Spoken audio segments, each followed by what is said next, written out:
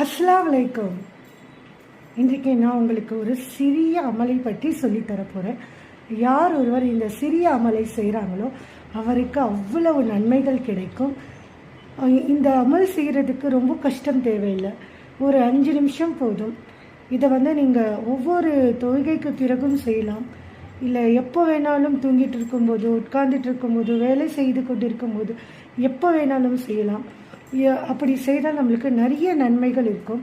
கியாமத் நாளில் அல்லாஹ்வுடைய கேள்வி கணக்கிலிருந்து நாம் தப்பிக்கலாம். அப்படி என்ன அமல்னு பார்த்தீங்கன்னா ஒன்றும் இல்லைங்க, திக்ரு தான்.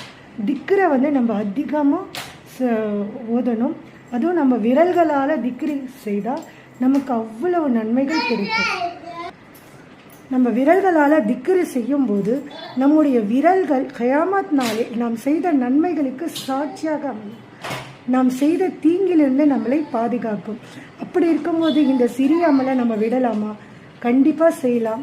ஒவ்வொரு தொழுகைக்கு பிறகும் நேரம் கிடைக்கும் போதெல்லாம் நம்ம இந்த அமலை செய்து நன்மைகளை தேடிக்கொள்ளலாம்.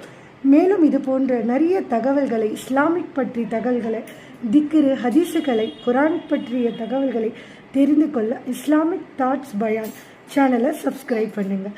அஸ்ஸலாமு அலைக்கும்.